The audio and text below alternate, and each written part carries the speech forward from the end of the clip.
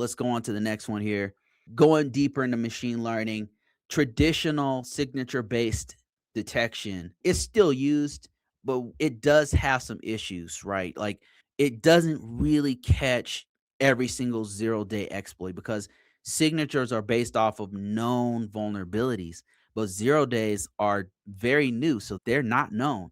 They come out and they just attack whoever they attack. And then that person eventually finds out, okay, there's a vulnerability. I better fix that. And then they can make a signature out of it. So firewalls, antivirus, different heuristic malware detectors, they're based off of signatures and programs that are put into the system.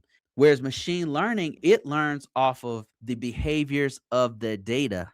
And so that's the big difference. So now machine learning is being implemented into things like Splunk, into things like firewalls, into things like in all aspects of our, and actually this has been slowly over the last decade or so already been introduced into this environment. Now it's just being done on a more aggressive way.